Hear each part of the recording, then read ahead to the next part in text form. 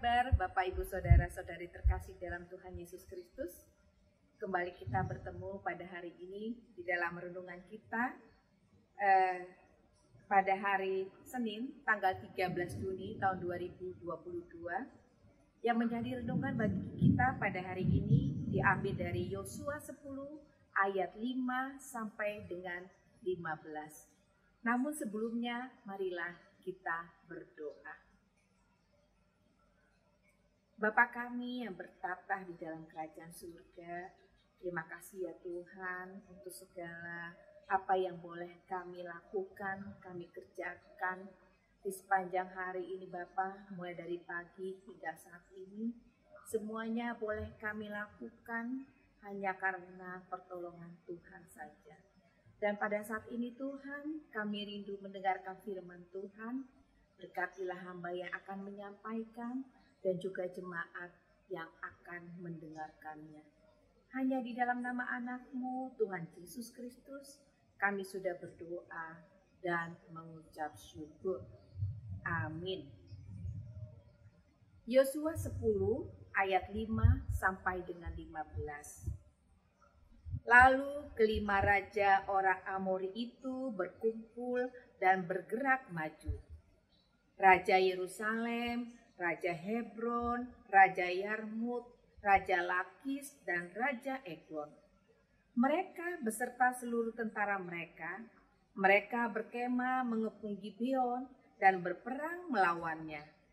Lalu orang-orang Gibeon itu menyuruh orang kepada Yosua ke tempat perkemahan di Gilgal, mengatakan, "Jangan menarik tanganmu daripada hamba-hambamu ini. Datanglah dengan segera kepada kami. Lepaskanlah kami dan bantulah kami. Sebab semua raja orang Amori yang diam di pegunungan telah bergabung melawan kami." Lalu Yosua bergerak maju dari Gilgal. Dia dan seluruh tentara yang bersama-sama dengan dia, semuanya pahlawan yang gagah perkasa. Berfirmanlah Tuhan kepada Yosua, "Janganlah takut kepada mereka, sebab aku menyerahkan mereka kepadamu.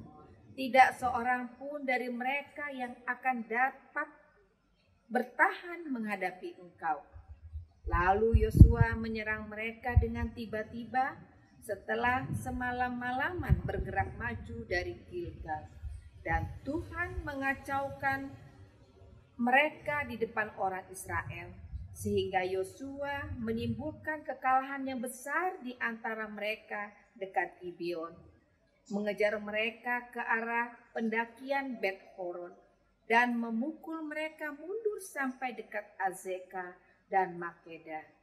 Sedang mereka melarikan diri di depan orang Israel, dan baru di lereng Bet Horon, maka Tuhan melempari mereka dengan batu-batu besar dari langit sampai ke Azeka, sehingga mereka mati.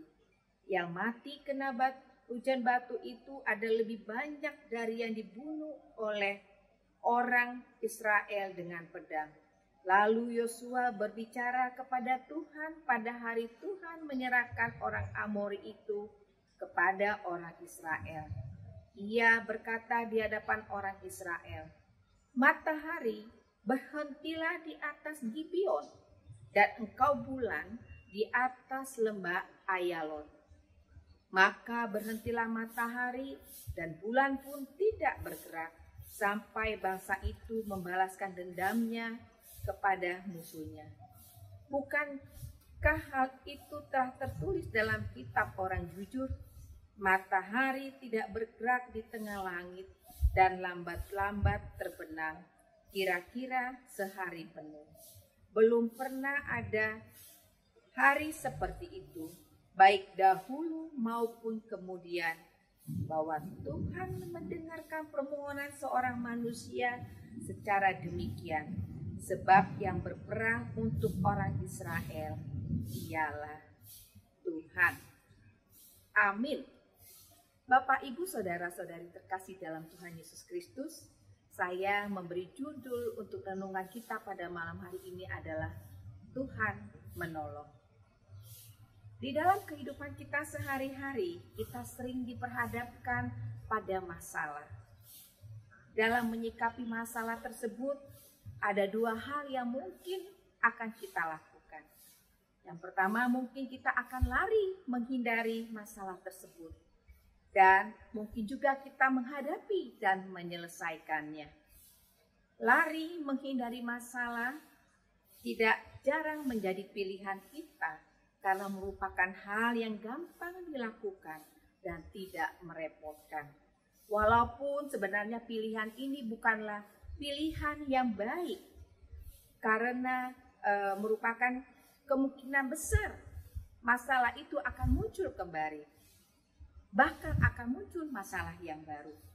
Sementara jika kita memilih menghadapi dan menyelesaikannya, tentu tidak juga merupakan hal yang mudah bagi kita.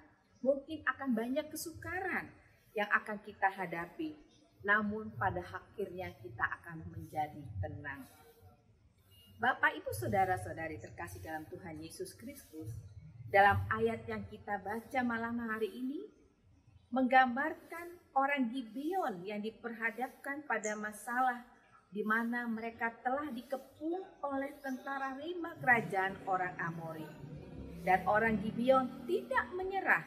Mereka menghadapinya dan mereka meminta pertolongan. Mereka datang kepada Yosua yang saat itu berada di perkemahan Gilgal dan memohon agar Yosua yang memiliki nama lahir Hosea itu untuk datang menolong mereka dan melawan orang Amori. Orang Gibeon bersatu dengan tentara Israel melawan orang Amori. Jika kita berpikir secara logika, 2 lawan 5, tentu menurut logika yang menang adalah yang 5. Bukankah demikian? Namun kuasa Tuhan yang luar biasa, semua bisa berbeda, dan yang terjadi malah sebaliknya. Orang Gibeon dan tentara Israel tentu berusaha dengan sekuat tenaga, namun kuasa Tuhan melebihinya. Tuhan menolong mereka dengan mengacaukan lawan mereka, sehingga mereka dimenangkan oleh Tuhan. Tuhan menolong dengan cara menjatuhkan batu dari langit, seperti hujan, dan batu-batu tersebut menimpa lawan, sehingga mereka mati. Bahkan lebih banyak yang mati dibandingkan dengan terbunuh oleh pedang bangsa Israel. Tuhan menggenapi janjinya kepada Yosua yang mengatakan bahwa tidak akan ada yang bertahan menghadapi Yosua. Yosua yang setia dan melakukan apa yang diperintahkan Tuhan kepadanya, memiliki kuasa yang datang daripada Tuhan, kuasa yang sungguh luar biasa. Dan semuanya itu Tuhan yang memberikan kepada Yosua, sehingga apa yang diperintahkannya boleh terjadi. Seperti meminta agar matahari berhenti di atas Gibeon dan bulan diam di atas lembah Ayalon. Maka berhentilah matahari dan bulan sampai orang Gibeon dan tentara Israel membalas dendam kepada orang Amori. Saudara-saudari terkasih dalam Tuhan Yesus Kristus, di tengah-tengah pergumulan, di tengah-tengah masa sulit, bahkan di dalam kondisi tertekan, apakah kita tergolong orang yang langsung menyerah? Apakah kita mengandalkan diri kita sendiri? Atau kita lari takut menghadapi kenyataan? Atau barangkali kita stop di tengah usaha kita dan menyerah? Lewat firman Tuhan pada saat ini, kita diajarkan agar kita melangkah dengan benar.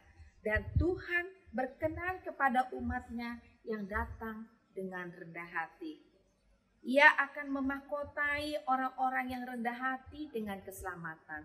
Seperti ada tertulis di dalam Mazmur 149 ayat 4. Jangan mengandalkan logika sendiri, melainkan undanglah Tuhan di dalam setiap keadaan dan pergumulan kita. Jangan hilang harapan, sebab Tuhan tidak membiarkan kita sendiri. Lakukanlah apa yang menjadi bagian kita, dan selebihnya biarlah Tuhan yang bertindak. Yakin dan percaya bahwa Tuhan yang telah menolong orang Gibeon pada masa dahulu adalah Tuhan kita yang akan menolong kita juga di masa sekarang dan juga di masa-masa yang akan datang. Jangan takut dengan kesengsaraan kita, karena kita tahu bahwa kesengsaraan itu akan menimbulkan ketekunan, dan ketekunan akan menimbulkan tahan uji, dan tahan uji akan menimbulkan pengharapan. Dan pengharapan tidak akan mengecewakan, karena kasih Allah yang telah dicurahkan di dalam hati kita melalui Roh Kudus. Diberkatilah orang yang mengandalkan Tuhan dan yang menaruh pengharapannya kepada Tuhan. Amin. Marilah kita berdoa. Bapa Surgawi, terima kasih ya Tuhan buat firman Tuhan yang sudah kami dengar pada saat ini Tuhan. Terima kasih ya Tuhan, kiranya Tuhan juga boleh menguatkan kami ya Tuhan. Di dalam kehidupan kami, di tengah-tengah permasalahan kami masing-masing. Di tengah-tengah pergumulan kami Bapa. Engkau mengetahui apa yang sedang kami lakukan, apa yang kami sedang rasakan. Kami yakin dan percaya, hanya Tuhanlah tempat kami meminta dan memohon. Jikalau apapun yang boleh terjadi pada diri kami, semuanya adalah atas seizin Tuhan. Terpujilah namamu, hanya di dalam nama anak-Mu, Tuhan Yesus Kristus, kami sudah berdoa dan mengucap syukur. Amin. Terima kasih Bapak Ibu Saudara-saudari terkasih, sampai bertemu kembali. Horas.